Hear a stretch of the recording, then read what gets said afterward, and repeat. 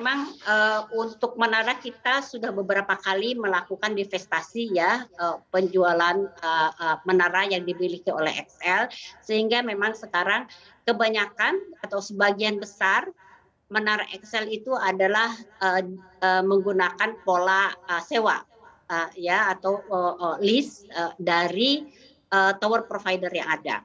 Nah, untuk tower atau menara yang masih dimiliki XL, sekarang ini memang sudah tidak banyak lagi, jadi mungkin sekitar hampir 1.000 tower yang masih kami miliki, dan itu memang, masih dalam tahap rencana untuk, divestasi selanjutnya.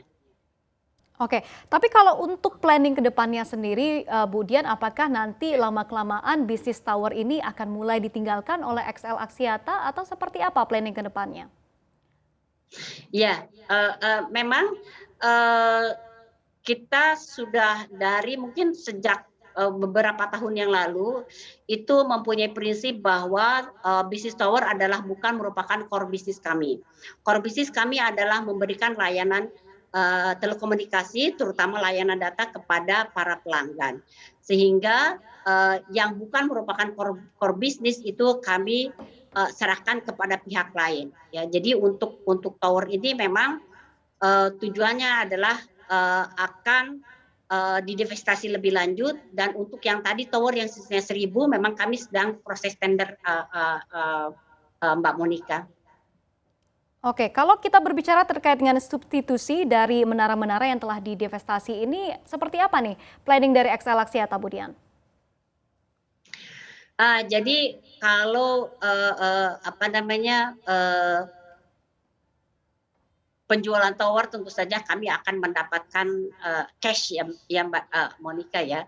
Nah biasanya, hasil penjualan cash yang kami dapatkan itu akan diperuntukkan untuk belanja modal, ya belanja modal, untuk, meningkatkan atau, eee, mengekspansi ya, ekspansi, jaringan atau network, kami, Mbak Monica.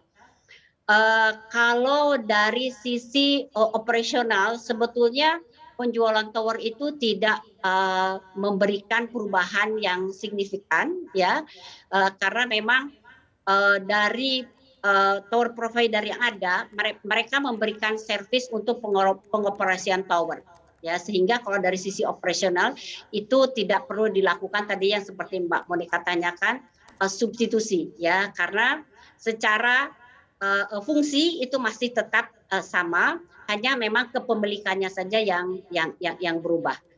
Nah, jadi, dari tadinya kepemilikan kami, kemudian kami mendapatkan, cash di depan dan nanti itu modelnya diganti dengan, penyewaan, yang, dibayarkan, per tahun, seperti itu Mbak Monica. Oke, Bu Dian tadi ada mengatakan terkait dengan bisnis dari fixed broadband begitu ya dan juga pastinya fiber optik. Nah, nantinya akan seperti apa nih pengembangannya untuk dua lini bisnis ini? Ya, jadi memang, kalau kita lihat di negara-negara yang lebih maju Mbak Monica, itu memang trennya adalah menuju convergence ya, konvergensi. Sehingga, eee, mobile, service kemudian juga dengan fixed broadband service itu, akan, menjadi satu kesatuan ya. Hal ini akan memberikan keuntungan kepada para pelanggan karena nanti para pelanggan itu tidak harus lagi pusing ya memikirkan, internet di rumah, kemudian juga internet untuk seluruh keluarga, di mana biasanya masing-masing anggota keluarga itu mempunyai jumlah device lebih dari satu ya. Dengan, layanan konvergensi ini, eee, semua anggota keluarga itu dapat nyaman menggunakan internet dan juga, mendapatkan, eee eee, simplicity ya, kemudahan kemudahan dalam hal mereka mengatur penggunaan, kuota dan mengatur juga pembayaran untuk kuota yang diperlukan, juga untuk, mendapatkan kualitas yang, diinginkan ya. Nah, untuk bisa memberikan layanan convergent tersebut tentu ada 2 hal yang Baik. harus, kami perhatikan. Baik, Yang Bu Dian pertama kalau yang untuk dari sisi pengembangannya operator sendiri, Bu Dian dari lini bisnis ya, ini apakah sudah tersedia di luar Pulau Jawa dan juga Bali atau seperti apa nanti planning untuk ah, pengembangannya? ya. Jadi memang kalau untuk, layanan ini, fixed broadband ini sekarang sudah tersedia di luar Jawa juga ya, bahkan mungkin fokus kami itu sebetulnya pengembangannya lebih di luar Jawa.